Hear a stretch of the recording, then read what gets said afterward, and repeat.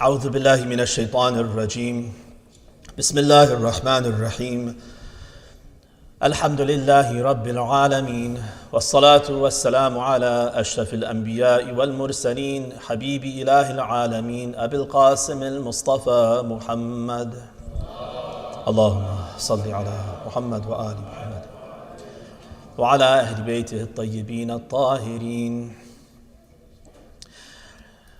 Allah says in the Quran, Bismillahir Rahmanir Rahim, أَرَأَيْتَ الَّذِي يُكَذِّبُ بِالدِّينِ فَذَلِكَ الَّذِي يَدُعُّ الْيَتِيمَ وَلَا يَحُضُّ عَلَى طَعَامِ الْمِسْكِينِ فَوَيْلٌ لِلْمُصَلِّينَ الَّذِينَ هُمْ عَنْ صَلَاتِهِمْ سَاهُونَ الَّذِينَ هُمْ يُرَاءُونَ وَيَمْنَعُونَ الْمَاعُونَ صدق الله العلي العظيم. صلوات.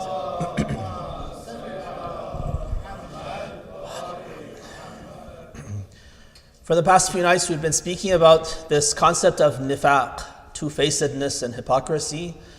And the possessors of that nifaq are munafiqeen, who are mentioned very much in the Quran. And we're trying to see what the Quran has to say about this concept, the kind of vice that it describes.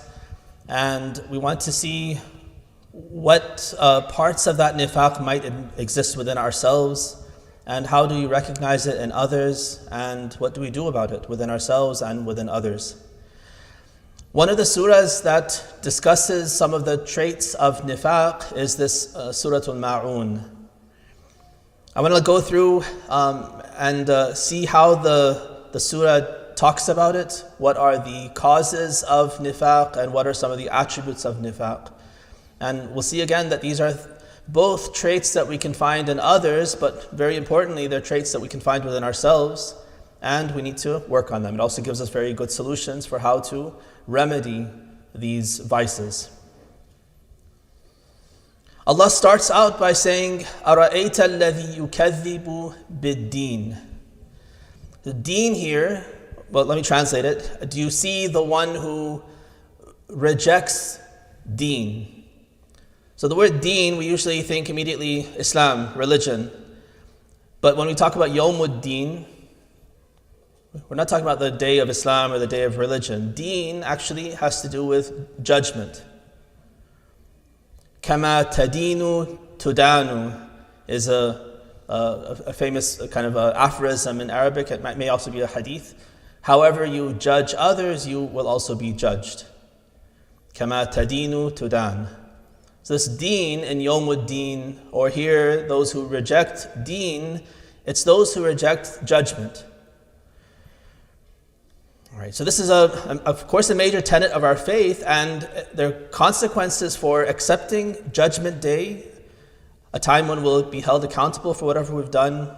We'll stand before Allah, our book of deeds will be open, and we'll have to read, اقرأ كتابك كفى بنفسك اليوم عليك حسيبا. This book will be cast in front of us, and we'll have to read, and we will testify against ourselves by reading the details of all that we've done. And people will exclaim, مَا لِهَذَا الْكِتَابِ لَا يُغَادِرُ صَغِيرَةً وَلَا كَبِيرَةً إِلَّا أَحْصَاهَا. There's not a single thing, good or big or small, that I've done that's not in this book. If I believe that, then there are consequences in my life. I'll act in a certain way. Because I know that everything I do, everything I believe, everything I say, even my thoughts, are all witnessed by Allah, who's the ultimate witness, and so many other witnesses that He's put in place. And that on the Day of Judgment, all that will be brought forth. And obviously, if I don't believe that, either outright I reject it, or it's not present in my mind, it's not really something that I have thought through. Sometimes there are things that we pay lip service to. We've been taught that these are tenets of the faith, these are the 5 pillars, these are a list of things that we believe in. Sunday school teaches us these things and we memorize them. But it takes actual reflection, it takes some thought on our part, some reflection on ourselves before we actually connect with those ideas. And that's really important. That's the work of a lifetime. And so if we are in a situation where, God forbid, none of us rejects judgment, but if we're not connected with that concept closely enough, we don't think about it enough, and we forget death itself, and that's it within the dunya. And judgment is even easier to forget sometimes. And to the extent that I forget that I will be standing in front of Allah, then there are going to be certain consequences in my life. So Allah outlines about 5 or 6 attributes in this surah of those people who reject judgment. First of all, He says, فَذَلِكَ الَّذِي يَدُعُّ الْيَتِيمِ. One indication of this person who doesn't believe in judgment is that he's going to take advantage of those who are most helpless. Right? The yatim, we have this one hadith that says, اتقوا الله في الضعيفين. There are 2 people who are helpless, and Allah exhorts us to be very careful about our relationship with them. Al-mar'ati wal-yatim. Women and orphans. It may not be so popular to say women are helpless, but that is the reality. They're vulnerable. If not helpless, they're vulnerable physically, in terms of just the dynamics of the family, the way men behave, whether or not they're physically stronger, but they can have dominance over them. And that dominance can play a very positive role in leadership, in guiding the family, and setting down principles. But it can also be misused, and then the husband can become tyrannical towards the wife. Right? So that power is there, that power dynamic is there to be used for good. الرجال قوامون على النساء. There is this responsibility that's on the husband to take good care of the family, in particular his wife and his children. And that authority is given to him because Allah has given him wealth, He's given him strength, the ability to earn, to take care of the family, to guard the family, to protect them. And so now he has responsibility that goes with that. And with the orphan. Orphans are really without protector. Islamically, the orphan is somebody who is a minor and who doesn't have a father. It's this minor hasn't yet developed. They don't have now the role model that they need. They don't have the resources that the father would be able to present to them and bring to them. They don't have the protection. And that minor, the father has died. One of the first experiences this orphan is going to have in a un-Islamic or immoral society is that the inheritance that was due to him because his father died is going to be taken from him. He can't advocate for himself. And if there's no one there to be fair with him and to reserve his share, protect his share, then that's the very first dhulm that he'll experience as a yatim. Right? By definition, he's lost his father. That father was to leave some inheritance behind, and the son gets a share.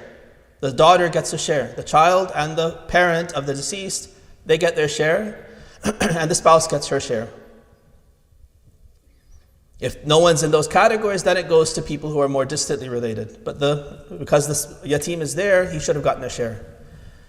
And in Jahili society, whether it was pre-Islamic Jahili society or maybe even post-Islamic Jahili society, because Jahiliyyah can continue if, to the extent that we leave off Islam or ignore Islam or act on our own cultures and things that are un-Islamic, there's still Jahiliyyah present. So the yatim is very vulnerable and should be protected, must be protected. There's an imperative in the Quran to protect them and guard them. But people tend to step on their rights because they can't defend themselves. They're minors. So one of the characteristics of this person who doesn't believe in judgment, if there's no worldly force that can stop him from this injustice, he has to at least believe that Allah is there to watch over him. Alam ya'lam bi anna Allah yara. He should have constant awareness that even if in the worldly sense I have full control over this orphan's wealth, I could pocket it and no one would be any the wiser. but Allah is there to watch me. At very least, Allah knows and I'll be judged for this. If that's not there, I don't even believe there's judgment, there's no accountability before Allah, who's the all-seeing, then if I can hide it from all of you, then why not? And I'll pocket it. I'll take advantage of that orphan's resources. So one of the attributes then of the munafiq, and again, munafiq is not a category that you label that person munafiq, it's a continuum. And there are people who are evil and steeped in kufr, and their hearts are sealed, but then there are people who have faith in many ways, but they're weak in their faith, they don't act based on their faith, and that nifaq could also be in them. So to the extent that we are disconnected from the judgment day, then this will be one of the manifestations of that, and will trample the rights of those who are helpless, because there's no worldly force that can protect them. If Allah is out of the picture based on my delusion, then I have free reign to do whatever dhulm I want. وَلَا يَحُضُّ عَلَىٰ طَعَامِ الْمِسْكِينِ. A second attribute that he mentions of these munafiqeen and people who are weak is that the phrase is kind of interesting because it's not what we expect. You'd expect him to say they don't feed the poor.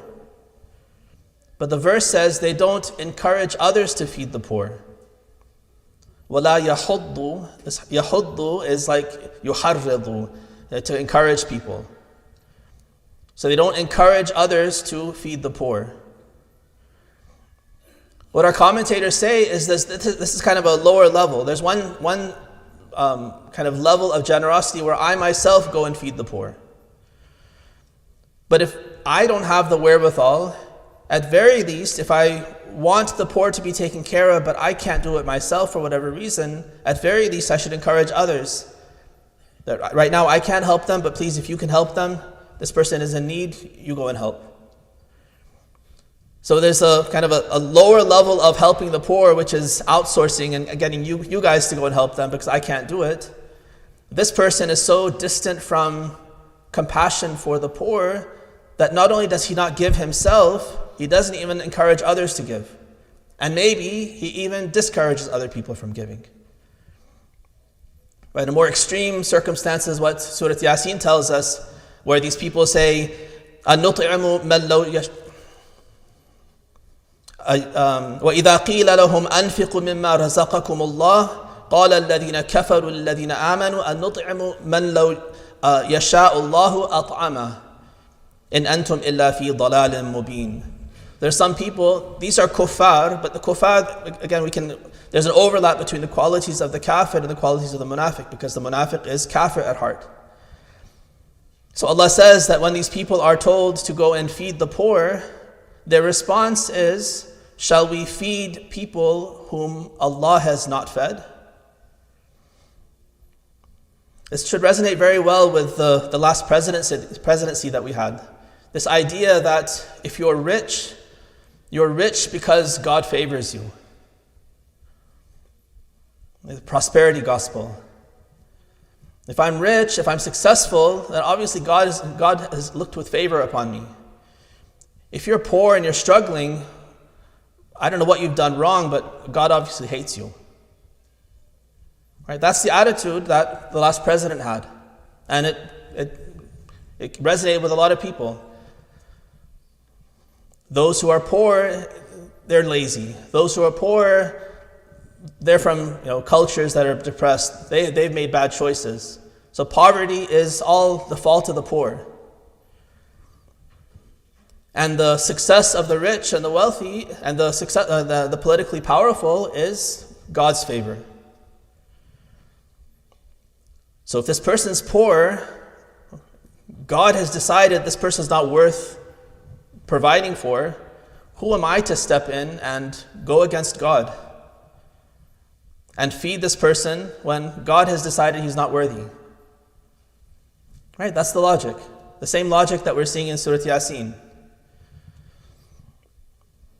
When the right attitude is absolutely not that. In Surah Al-Fajr, Allah says just the opposite. He warns us. He says that there are people who, when everything goes well for them, they think that God favors them. It's not that God favors you. There are two possibilities at least. It's either that, yes, you have worked very hard, you've shown your piety, you've shown generosity, and Allah has now given you some worldly benefit as a test for you to see if you will continue to be generous when you have the wealth. If you'll continue to be grateful to Him and realize that this is what He has provided you, and you're simply a conduit for that wealth to now flow to others. That you can now be a vessel for others to receive the good of God, and He's testing to see how good of a conduit are you. How much of an agent of God do you want to be by helping people? Or you're on the wrong path. You are in the trap of istidraj, and you are so defiant of Allah, you've ignored His guidance so much that He's decided that He's going to now ensnare you by trapping you and luring you into hellfire, by giving you more and more wealth, more and more power. The more defiant you are of Allah, also, the more wealth you have. So just looking at the snapshot of someone who's wealthy and powerful and successful, that itself doesn't tell us anything. We have to see, well, what is the attitude of the person? What is the character of the person? What kind of a life does a person live? What are his values? How connected is he to Allah? If he's devout, if he's sincere, if he's doing his duties to Allah and he's also successful, then we can understand that he's part of that first category.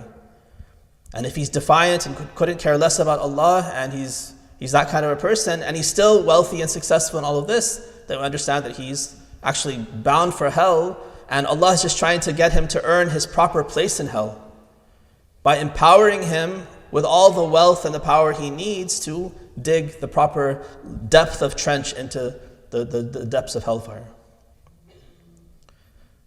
And the same thing goes on the opposite side. Poverty by itself, if we look at someone and say they're poor, disenfranchised, powerless, that doesn't mean that they're unfavored by God.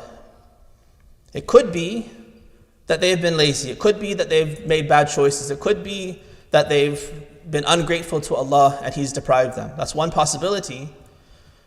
But it's also possible that this person is doing everything right. He's a great servant of Allah. He's very humble. He's very hardworking. He does everything as he should. He makes good choices. But Allah sees that he has capacity to be tested. And this is one of my servants. He has been so grateful throughout his life. I want to see how far I can push him, to strengthen him and give him opportunity to be more and more patient. Let me take from him and see how much more he becomes devoted to me. Let me deprive him and see how much more he grovels and prays to me. He's grateful for the blessings he had before, recognizes that whatever I gave him before was mine to give and mine to take away, and I've taken it away now. He sees that, he understands that, he's patient in his hardship. The second person is an outstanding person.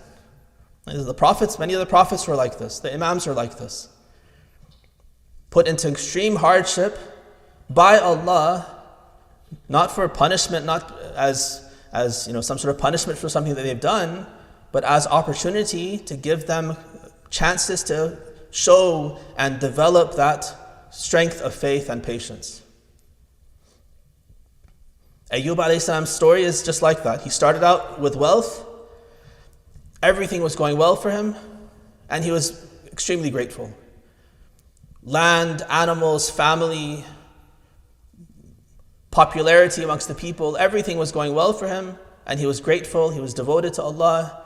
And shaitan comes in and says, I think he's only devoted and thankful because he has everything. If we take away something, Allah, you'll see that he won't be grateful anymore. Allah knows the character of Ayyub, and He says, I'll give you some power. You go mess with his worldly belongings. You can take some of his things, destroy some of his things by the power I give you. You'll be the vessel of testing him, and you'll see that he'll be even more grateful, even more thankful to me as he is deprived. And that's exactly how he becomes. The more his family is killed, his land is burned, house is burned, his own body is destroyed with sickness And to the point where he smells so bad, these festering wounds, that people don't want him in the city anymore. They kick him out of the city. He goes that low in the dunyawi sense, and he's ever thankful to Allah, ever connected to Allah. And he thanks Him for the blessings he had before and whatever is left, and he's just even more devoted. So that's the reality of worldly wealth and worldly poverty, that they by themselves as snapshots don't indicate what your spiritual state is. It's got to be an evaluation of the circumstances and the person, the soul of the person.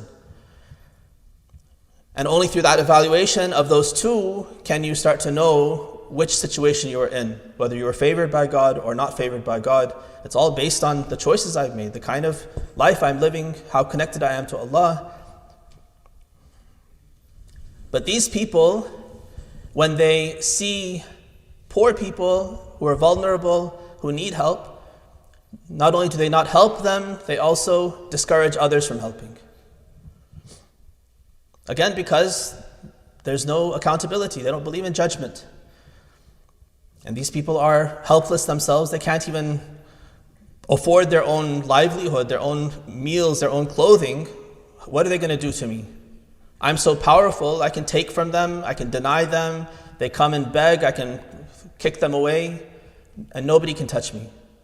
If I don't believe that God is there watching, then I feel like I'm so powerful.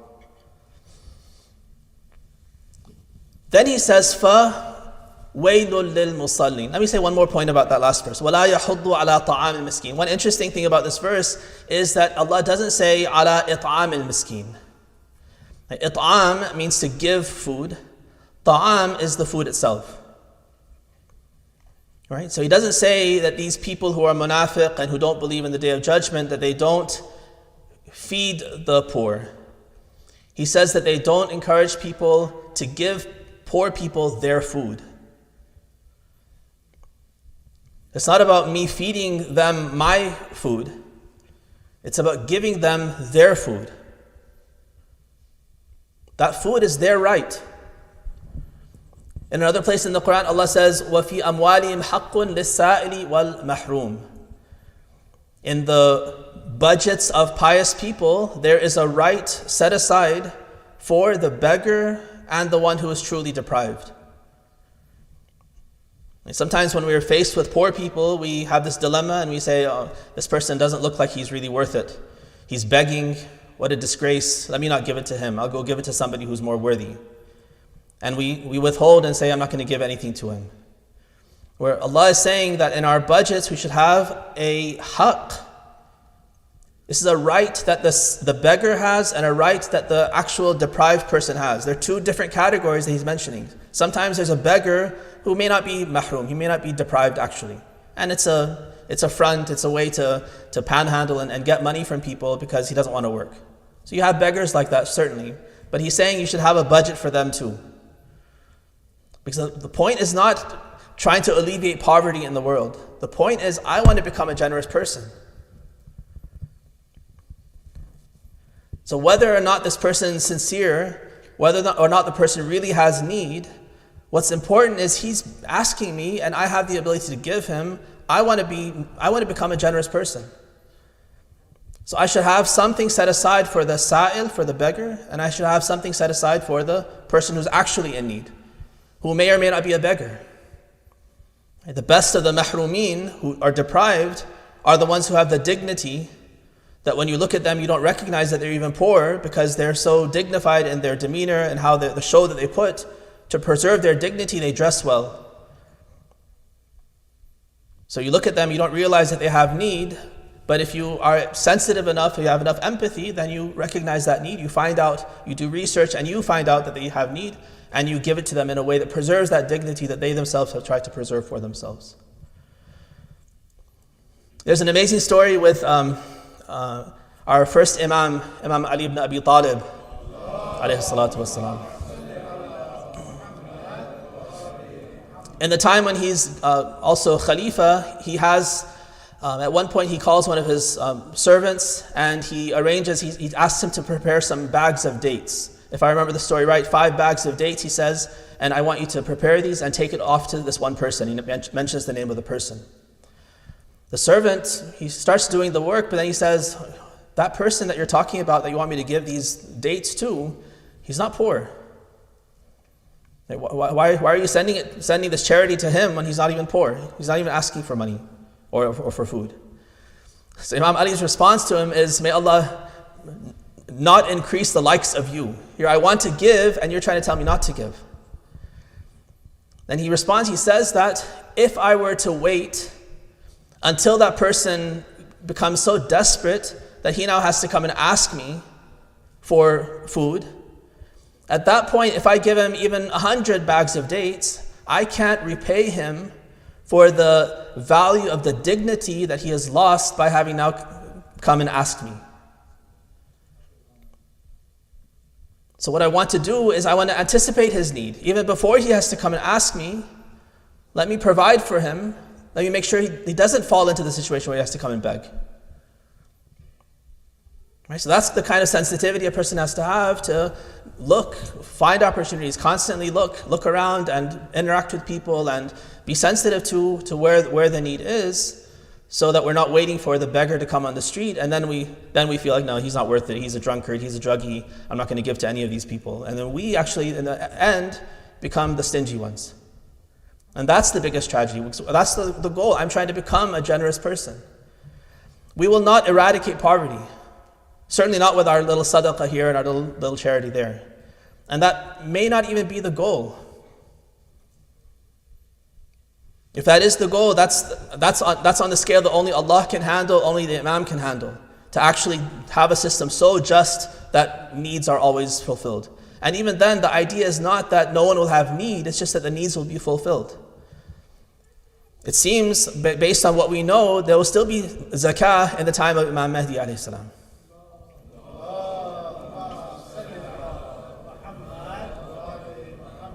So if there's still zakah, then there's still people who are mustahiq of zakah, who deserve that zakah.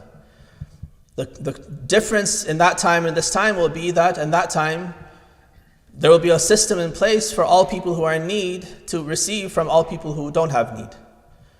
Whereas now, so many of us have no need and we have excess wealth, and there's so many people in the world who are suffering, they don't have enough, and the systems at play and the dhulm that's there is such that the wealth is not distributed properly.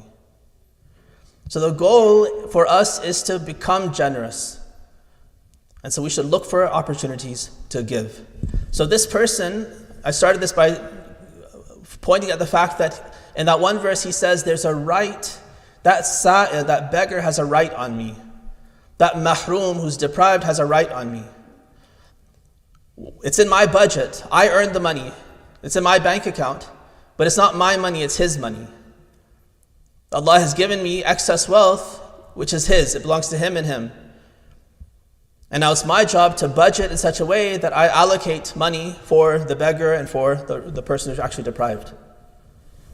The phrasing of the verse is like that it's his haqq that's on me, that's in my budget. And here also, he didn't phrase it and say, I should do it'am of the poor person. I should feed the poor person with my food. He said, I should give that poor person his food. It's ta'amul miskin. It's the food of the poor person that's his. He deserves it. It happens to be in my hand right now because Allah put it in my hand, but I need to find out where it goes and get it to that rightful person. Because it's his food, actually, not mine. So the munafiq is just the opposite. He doesn't even encourage people to give the poor people their food. فَوَيْلٌ لِلْمُصَلِّينَ. He continues and says, this verse is very shocking because it's a complete verse. فَوَيْلٌ لِلْمُصَلِّينَ. Woe to those who pray, period.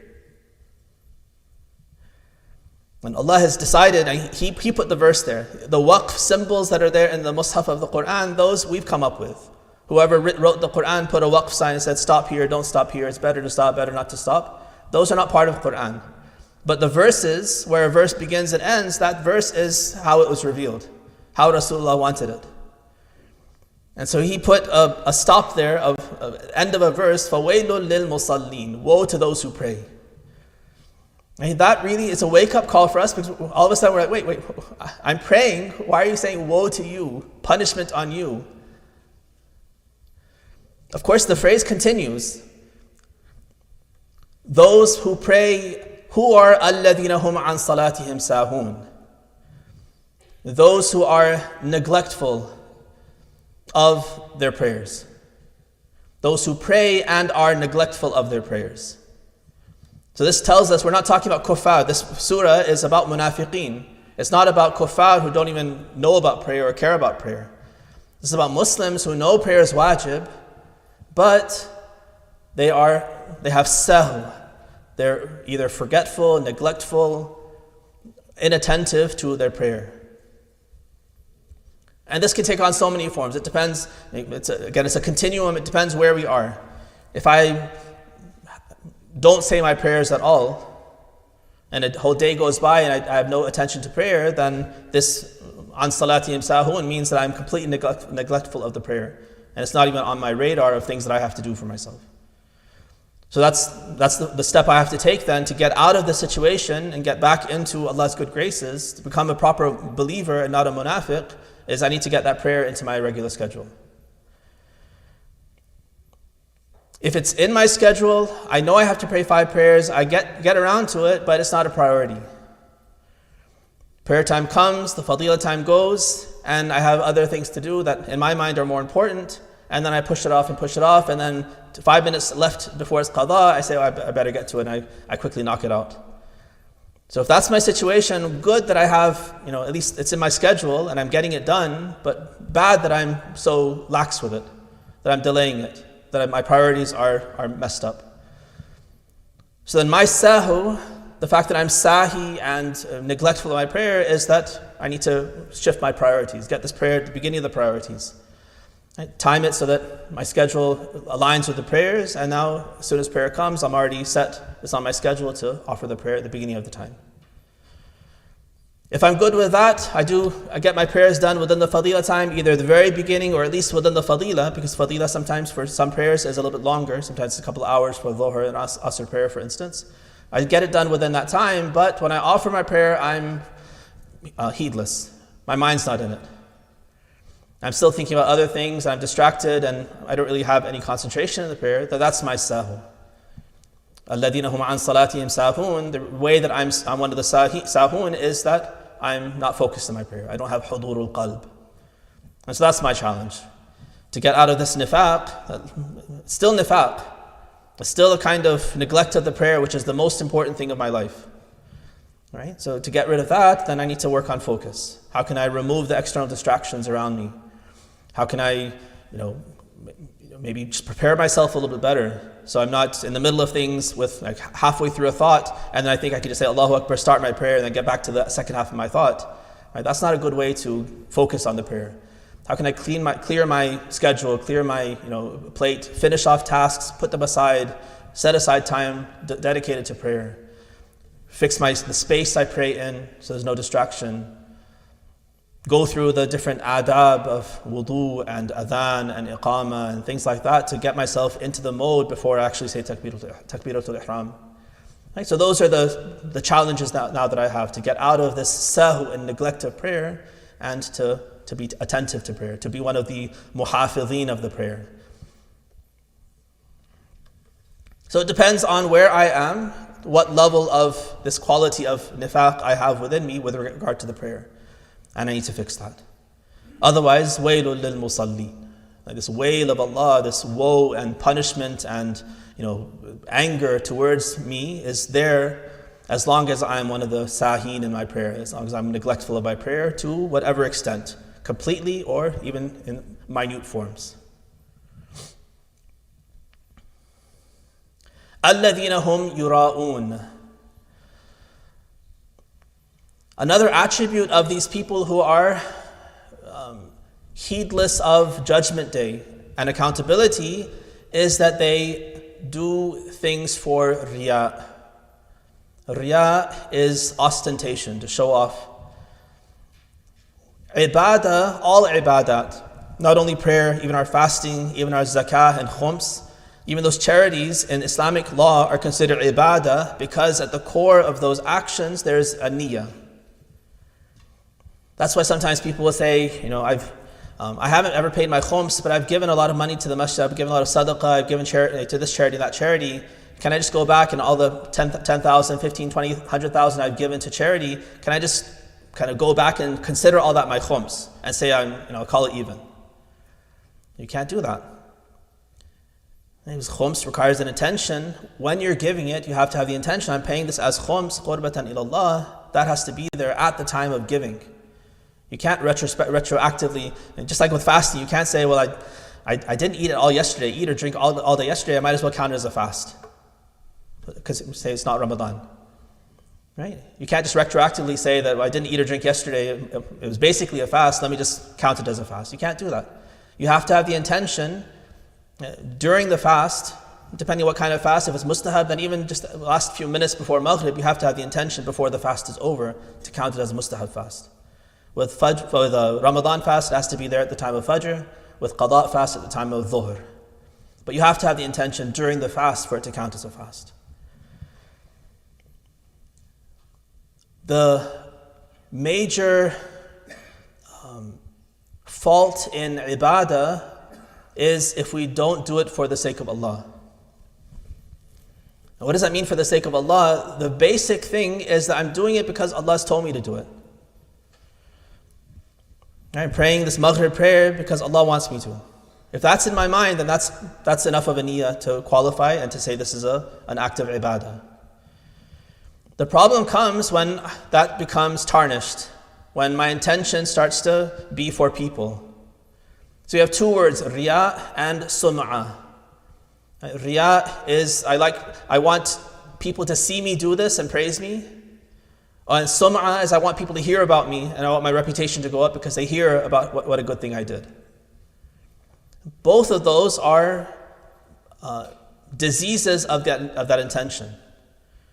You can't be doing it for Allah if you're doing it to get the praise of people, to impress people, to show off, so people have a good impression of you. You might say, well, maybe it's 50-50. Allah is in my mind, but I'm also paying attention to the people around me, that they should really hear my qira'ah and see how beautiful it is. So I have a split intention. Allah answers that, He says, Ana khayru sharik. Right? I'm the best business partner you could think of. Because if you do your act of ibadah half for me and half for people, well, I'm the best business partner you've ever had. I'll say, give it all to that person. I don't want any of it. If you've done half for me and half for someone else, I want him to have the whole of it. I'll take none of it. Go get your reward from him. So we can't split that intention. It can't be partially for God and partially for something else. It's got to be fully for God. All right. So riya is a really important thing to watch out for, and it's one of the traits of these munafiqeen, that they do things and they want people to see, because that's their whole game, right? They're kafir inside. It's their appearance that they have to keep upright. They have to make sure everyone thinks that they're Muslim. And so they've got to go out of their way to let people know, that was a big check I wrote for zakah yesterday. Everyone has to know that, because otherwise they'll doubt whether I'm Muslim or not. I have to go out and pray in jama'ah and make sure everyone sees me and say the best qira'ah with the best tajweed and make it a little bit louder so everyone hears me. That way everyone knows that I'm Muslim. That's the only thing that's keeping them in the community, that people think they're Muslim. So they have to make a big thing about that appearance. So the munafiq, and that's almost a caricature of a person that I just painted. But you can see how that can creep into even our hearts, and we could do things for attention, for garnering praise of people, instead of doing it for Allah. There are more details I want to give you about this riya, but I think I'll wait until tomorrow, inshallah, because the time has run out. But this is something to watch out for. It is something you have to watch out for when you start, and as long as you're doing the action, throughout the action. Luckily, you can't retroactively add riya to your action. Once you've said your prayer, now at least it's safe from riya. It's not safe from everything. There's still ujb and other things that you could do to undermine that action, but at least it's safe from riya once you've done the act.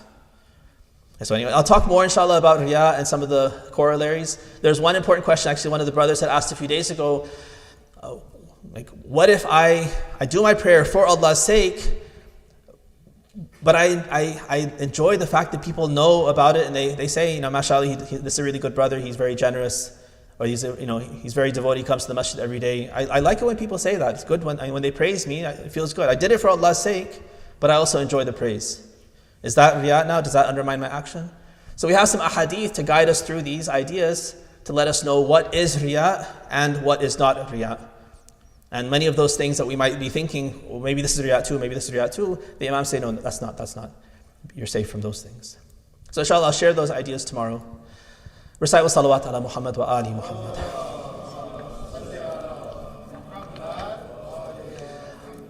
Let's take a few minutes for any questions that you have from today's lecture.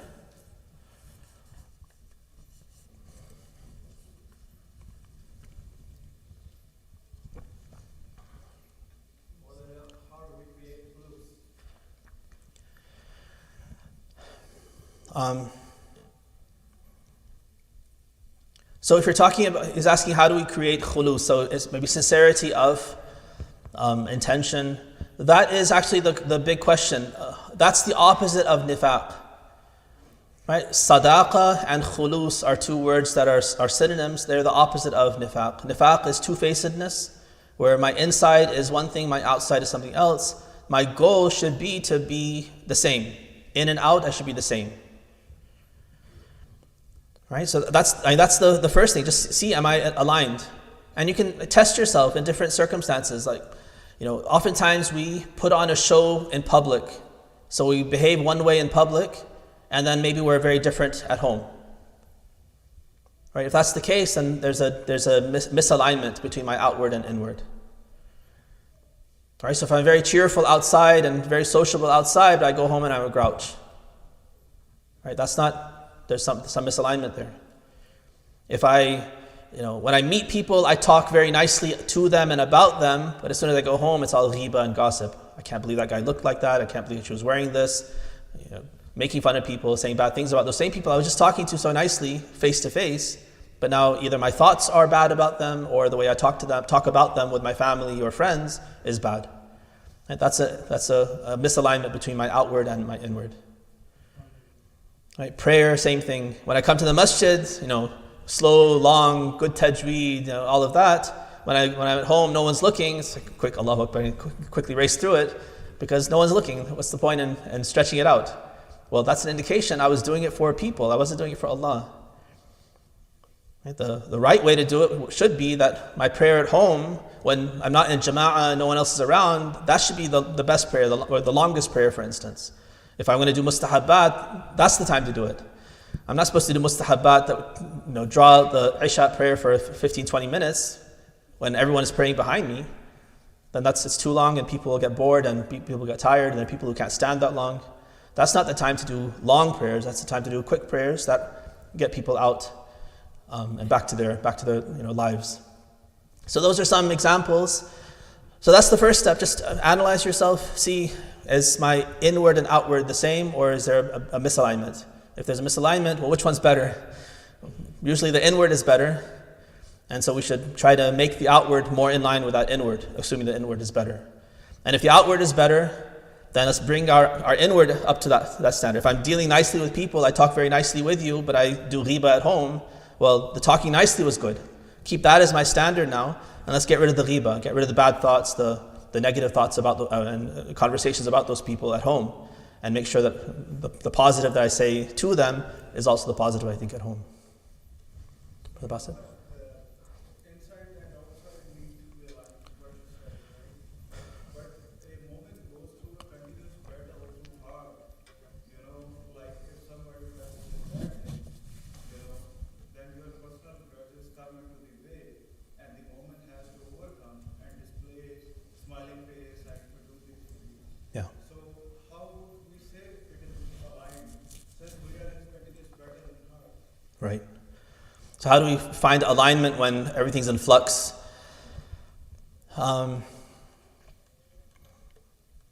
So let me refer you back. Sayyid Sulaiman, in many of his lectures in the Jum'ah khutbahs and also in some of his Muharram lectures, he's talked about this in a very nice way, in a very thorough way. That there's an attitude in our popular culture. I'll just summarize the idea. In our popular culture, there's this idea that you should just be yourself.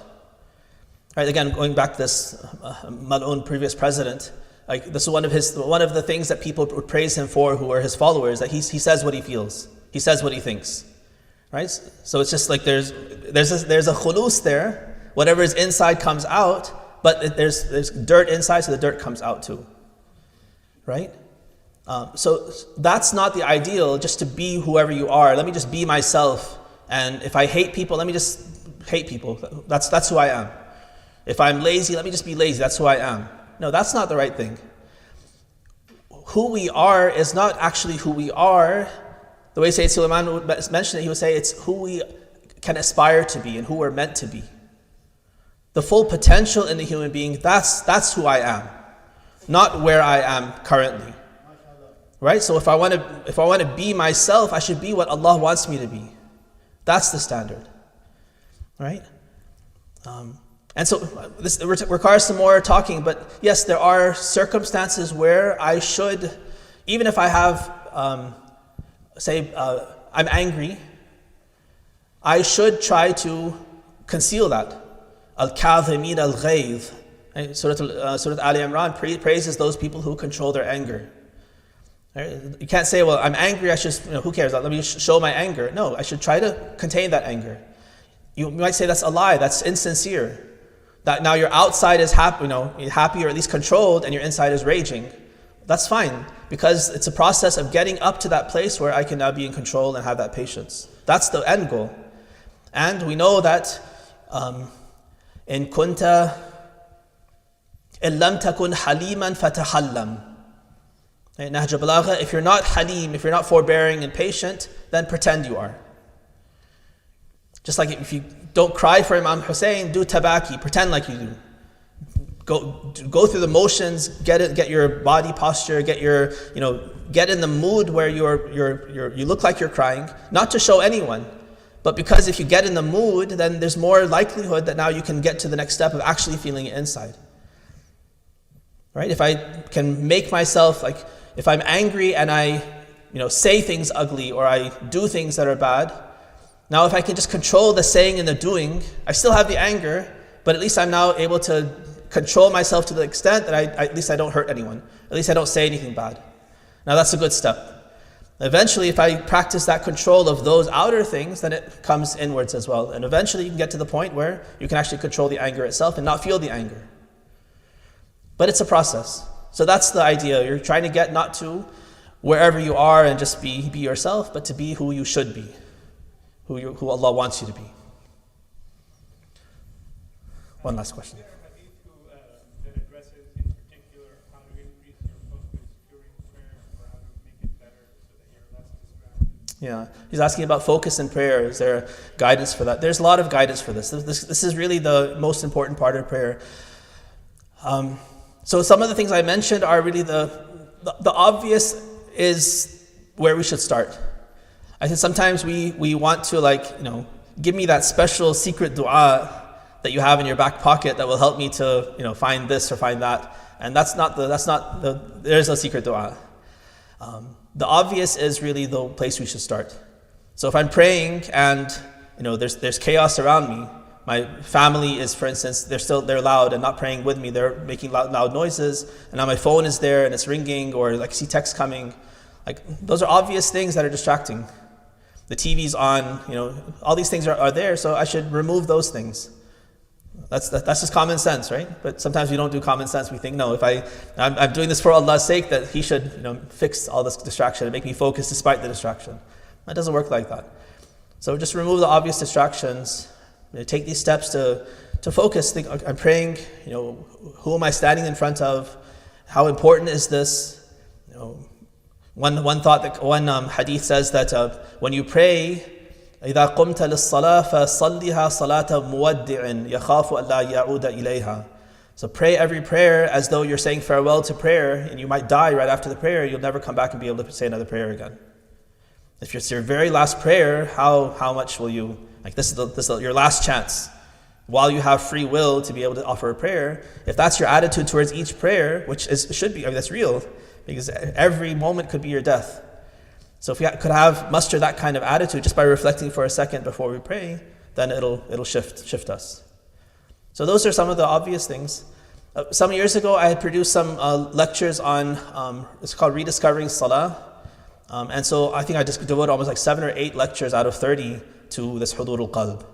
So if you want, you can find them on YouTube and just go through those.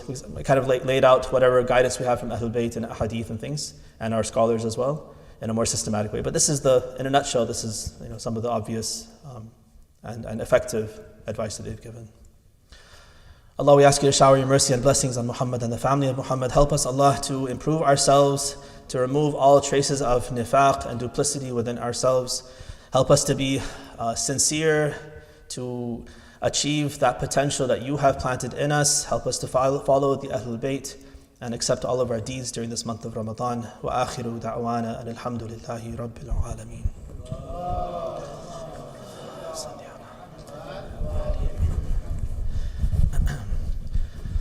بسم الله الرحمن الرحيم السلام عليك يا رسول الله السلام على الأئمة الهادين المهديين السلام على جميع أنبياء الله ورسله وملائكته السلام علينا وعلى عباد الله الصالحين السلام عليكم جميعا ورحمة الله وبركاته اللهم صل على